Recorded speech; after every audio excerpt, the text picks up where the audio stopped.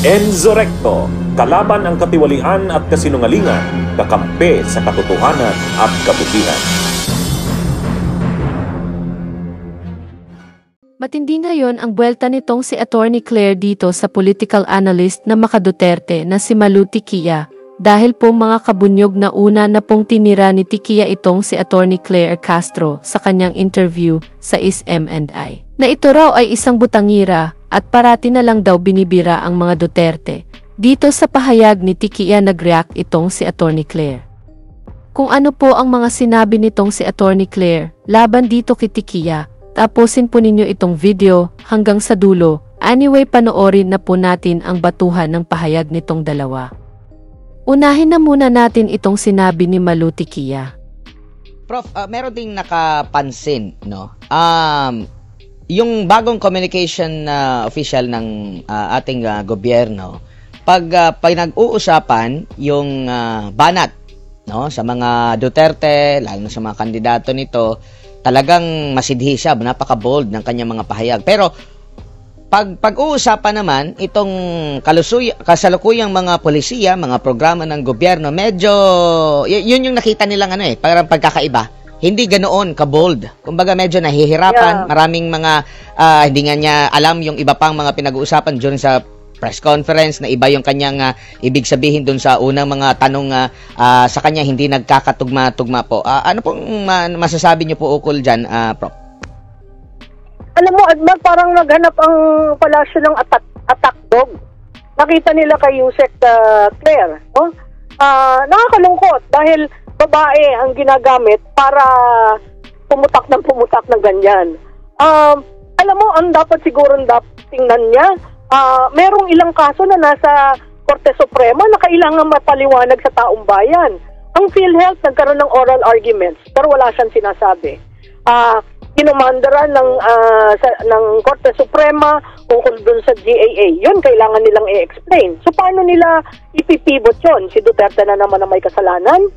Kasi parang ang default na narrative na ginagawa ni Yusek Castro is blame it on Duterte. Everything. Blame it on Duterte. Kaya ako, Admar, ang parati kong sinasabi, 3 taon na hong tapos si Presidente Duterte. Bakit lahat ng problema on your 3rd year, pinapato mo sa datihang presidente? Hindi ba respeto na yun sa datihang presidente na nagserbisyo ka ng taus-puso na 6 na taon? Nakita natin yan nangyari kay Presidente, the late President Benigno Aquino, tira ng tira kay GMA. Alam mo siguro among presidents, kailangan ma-appreciate mo yung when you were leading the helm, when you were holding the reins, I did my best. Right? At yung sumusunod, kung hindi ko natapos ang aking dapat tapusin, basta sumusunod para isipin, itutuloy ko ba ito? Ngayon, kung 3 taong kang wala kang ginawa, kundi manira ng kapwa-tao, sirain ang vice-presidente, kaninong kasalanan yun? Kasalanan ni Duterte? Diba? Kaya ang joke parati, kasalanan ni Duterte. At again, uulitin ko, every time you mention the word Duterte, the base gets strong. That is the surest way to wake up the base ng mga Duterte at tumulong sa eleksyon. So, hindi ko alam kung paano pupunta itong kay Yusek Castro kasi wala akong nakikitang exit strategy na eh. From day 1, banat ng banat kay Duterte. So, kung ikaw ngayon ang tagapagsalita at may 3 mga kaso na na sunod-sunod na pag-uusapan, oral arguments sa Supreme Court, paano ka pipivot? Ang may kasalanan si Duterte pa rin?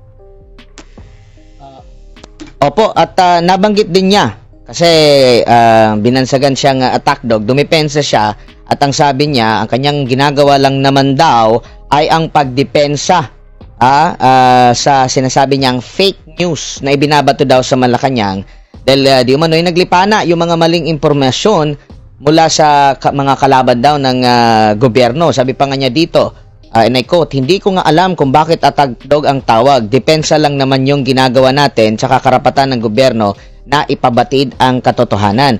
Ang sabi nga rin niya, parang messenger lang siya at hindi daw siya parang salesman na pinapabango ang kanyang mismong mga produkto. Parang meron siyang mga ganun na pahayag po, Prof. Alam mo, Admar, as Undersecretary for Press Officer pa nga ang tawag sa kanya eh. Ano ba ang role ng Press Officer? Hindi ba to inform? Hindi ka magbibitaw na maanghang at maiinit na salita, pero nagbibigay ka ng datos. Ang datos kasi cold yan. Pag sinabi mo 5% of GDP is used for infrastructure, that is very cold. Pero binibigyan mo ng datos ang publiko na ganun kalaki ang nai-invest para sa infrastructure. Simula nang siya'y nagsalita, wala akong nakirinig na datos sa kanya. Simula nang siya'y nagsalita, wala akong naririnig na information to share to the public. Alam mo, may ginawang maganda ang PhilHealth na extend ang coverage. Bakit hindi niya yun pinag-uusapan? Diba? Maraming news na pwede mong pag-usapan, but she chose to use words that are very heated, words that are unbecoming because you are using the podium of the communication office. So it would appear as being part and parcel of presidential communication. Na maling-mali yun. Kasi ang presidente ay hindi lamang leader ng bumoto sa kanya. Ang presidente ay leader rin ng mga hindi bumoto sa kanya. So pag ganyan ng ganyan ang iyong press officer, hindi ba na-alienate mo ang mga Pilipino? Ang role mo is to explain. Kaya siya nagiging attack dog. Kasi yung pagbigkas niya ng salita, paggamit niya ng maaanghang na salita, pagtukoy niya sa dating presidente, anong tawag mo doon? Hindi ba yun pagiging attack dog? Ngayon, kung ikaw ay nag-i-inform, di ba? On a daily basis, anong nangyari sa presyo sa toll? Anong nangyari sa presyo ng elektrisidad? Di ba yun ang factual? Sabihan mo, at ano ba ang programa ng administrasyon? May sinabi na ipa-privatize ang bus lane. Ano ba ang programa doon? May sinabi na magkakaroon ng yung sa Maharlika Fund na kumuha ng pondo para sa isang mining company. Ano ba ang information doon? Diba, kanina nakinig ako sa inyo ni Dr. Bato. Diba dapat ini-explain niya rin yun? Ano ba nangyari talaga sa gold reserves natin? Yun ang information. Yun ang press officer. Kasi isusulat yun, hindi yung batikos. Kaya makikita mo, iterative ang nangyayari. Yung sinabi niya na maanghang at bastos is their land in the mainstream media is being talked, social media. Is that a way of trying to create information so that the office of the president is heard in terms of problems and solutions? Alam mo, hindi ko alam kung siya ay communications person, pero napakahalaga nun kasi yung sender at receiver sa maingay na panahon ng kampanya ay lalong gumugulo dahil sa kanya. Opo, no, pati itong pagsagot niya ngayong araw lang din na ito, kaugnay doon sa tanong about sa K-12 program, yung media literacy.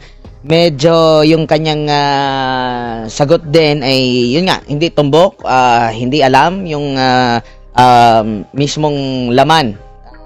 Parang hindi naiintindihan ating mga kababayan, kaya nagiging viral. Ito ngayon na babanggit natin na pagpatungkol sa pag-atake dito sa mga Duterte, medyo doon siya napaka-bold, pero pagdating sa pinag-uusapan na yung mga programa na dapat i-implement ng pamahalaan, medyo doon meron tayong mga nakikitang problema din, Prof, no? And isa pa dyan, meron din siyang panayam na nagkomento din siya kaugnay dito sa proseso ng impeachment na pinuna rin siya ni Senate President Escudero.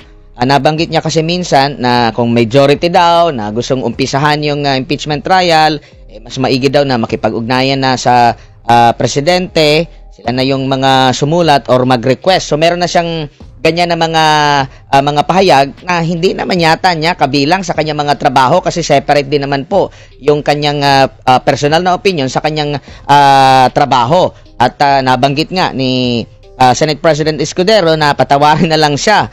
Bago lang siya at baka excited. Nakaligtaan lang siguro niya na tagapagsalita na siya ng Pangulo. Duda ako na yung mga sinabi niyang ilan ay galing mismo sa Pangulo.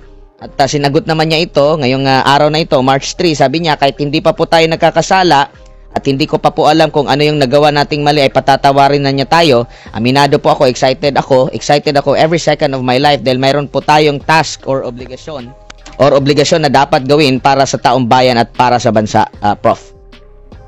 Alam mo, Admar, sa tingin ko yung mga komento niya mataas sa pay grade niya. Una. Pangalawa, paano na lang kung yung ibang cabinet secretary ay hindi nag-agree sa sinasabi niya?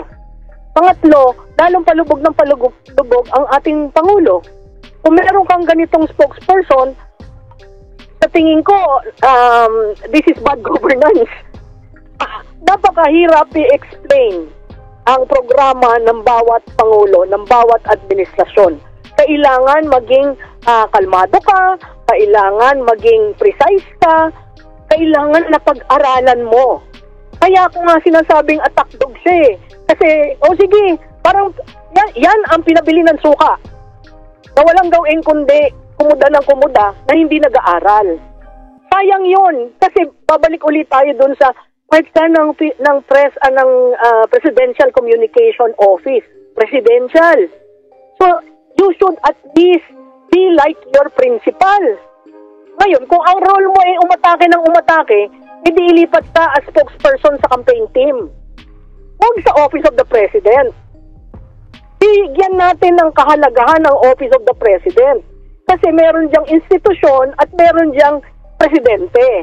Ngayon, kung ikaw ay ganyan at ikaw ay kinuha para bumanat ng bumanat, sa tingin ko dapat hindi ka nasa Presidential Communication Office. Kasi ang taong bayan, tuwi siyang bubukan ng bibig. Ang iniisip, si Pangulo, ganito magsalita. Pangalawa, parang hindi naman ganyan si Pangulo. Pangatlo, lumiwanag ba ang gustong sabihin ni Pangulo? So, sino ang lumulubog tuwing si Undersecretary Castro ay nagsasalita? Kasi, kita mo yung sinabi ni Senate President, excited. Which means, you have to calm your nerves and study. You cannot just be blubbering and hitting everyone. Because definitely, that's the surest way for this administration to sing. Yan mga kabunyog, narinig po natin itong pahayag ni Malu Tiquia laban dito kay Attorney Claire Castro. Ngayon mga kabunyog, panoorin naman natin ang buwelta ni Attorney Claire laban dito kay Tiquia.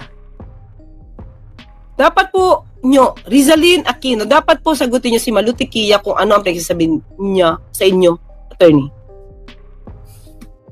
Ano ba sinabi niya? Ako nakikinig sa kanya eh. Tingnan natin ano ba sinabi niya. Ano daw? Wait binabayaran ka, tama ba? Binabayaran ka daw ng gobyerno. Hindi ka binabayaran ng gobyerno para maging butangera? Tama. Ano ba yun?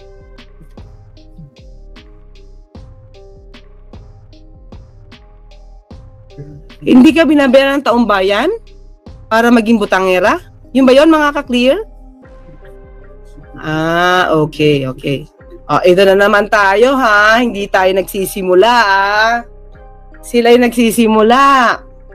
Diba? Dapat, pag political analyst ka, hanggat maaari, maging neutral ka. Maliban lang kung ikaw yung handler ng mga Duterte. Diba? Kung handler ka at binabayaran ka ng mga Duterte, normal lang. Diba? Maging negatibo ka, mag-ad hominem ka na, diba?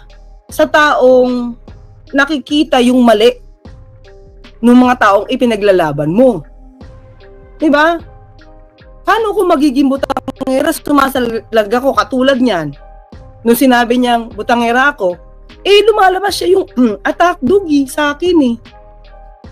Diba? So kung attack dog ako, so sino yung kumakapit sa attack dog at umaatake sa attack dog, sa dog? Garapata. So garapata ba silang lahat ngayon sa akin? Dami nun. Diba? Scratch lang. Diba?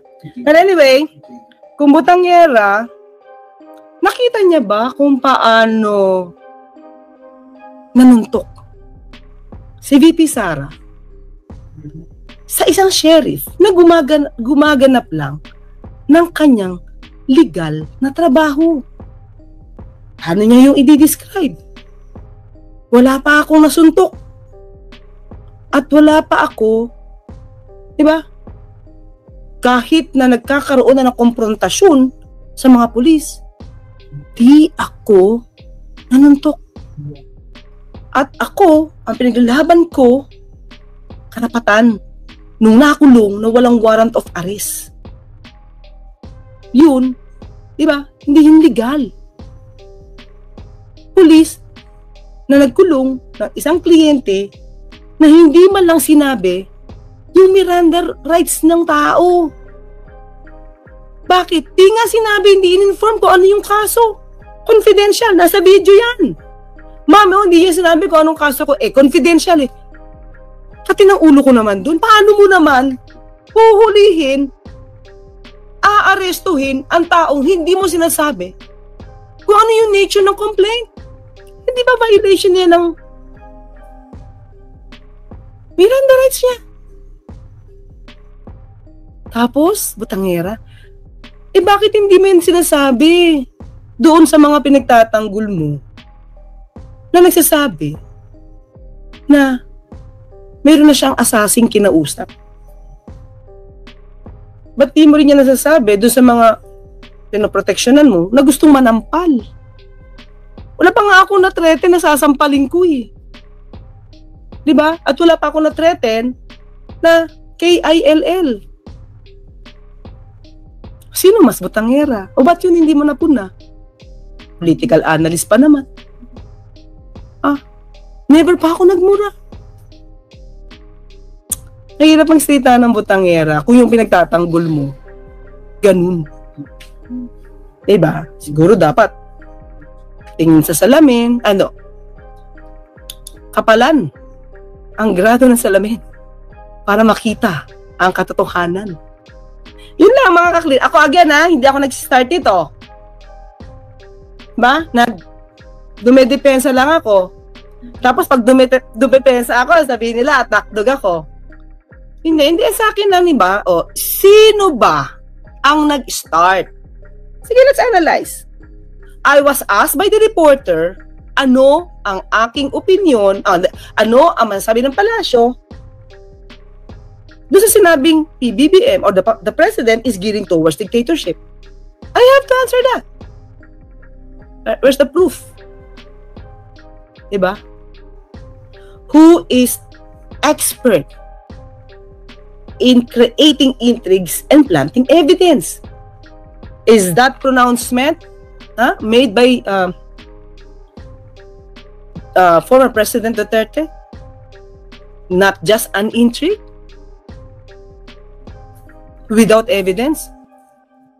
Sangga lang. Diba? Sangga lang.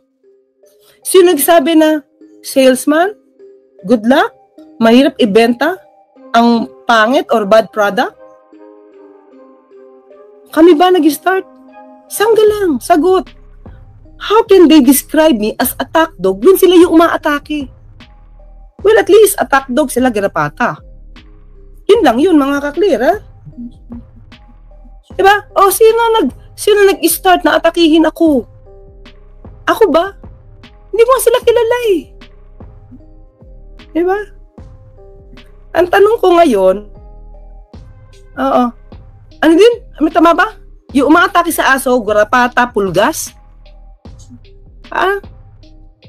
Well, anyway, mahirap lang kasi. Wag kayong umatake para hindi kayo masagot. Kasi pag sumagot ako at may basihan ako, wag kayong masaktan kasi it's the truth. Nasa record naman yan. Yung panununtok pa ni VP Sara, gawa-gawa ko. Yung pagmumura, gawa ko ba? Yung pag-threaten, gawa-gawa ko ba? Diba? Wala akong gawa doon. Yung pag-amin ng mass murderer siya, ako ba nag-amin nun? Para kay Pangulong Duterte? Hindi na. So, huwag kayong masaktan sa may admission. Yung mga pinagtatanggol nyo, they are all parts of the records. Recorded din yan. Diba? Kid Baloloy. Si Tikya katabi po na Tony Sis. O yun, nakakatabi ko pa eh. Nag-usap pa kami. Diba? So that's because I'm doing this. Sasabihan niya na akong butangera. Look who's talking. Diba? Tingnan mo muna yung paligid mo. Mas malapit ka dun eh. Tingnan mo kung sino mas butangera. Akalain maging Yusek kaya nagpapatutsada, gusto niya kasi mapansin at mapwesto kaso makapili siya. Well, yan hindi tayo nagsasabi niyan, mga ka-clear yan, hindi ako kasi kayo yung nagsimula. Opinion nila yan, hindi ako, binabasa ko lang yan diba? Nice words, attorney. May kasi attack dog ako di yung aatake sa dog, di garapata, kapulgas. So yun na lang, diba? At least, the dog is man's best friend. Diba? Yan mga kabunyog, narinig po natin ang buwelta nitong si Attorney Claire laban dito kay Tikya. Ano po ang masasabi natin dito mga kabunyog? Well, sunog na sunog dito itong si Tikya sa buwelta nitong si Attorney Claire. Tama nga naman. Kung political analyst siya, dapat maging neutral lang siya at hindi maging bias. Dahil obvious na obvious ang pagka-Duterte nitong si Tikya na halos sambahin na ang mga Duterte. Na hindi man lang nakikita ang mali ng mga ito, kaya tama itong sinabi ni Attorney Claire, dapat hindi ka naging political analyst, dapat sayo, handle ng mga Duterte, dahil grabe ang pagkasipsip mo sa mga ito. Anyway, dito na lang po ang aking topic, mabuhay po tayo mga kabunyog. Bunyog! Bunyog! Halikan na kasama ka, bunyog. Kapag buklod ay may pag-asa, Luzon, Visayas, Mindanao, isa ang pananaw. Sa bagong Pilipinas ang bunyog isisigaw. Bunyog.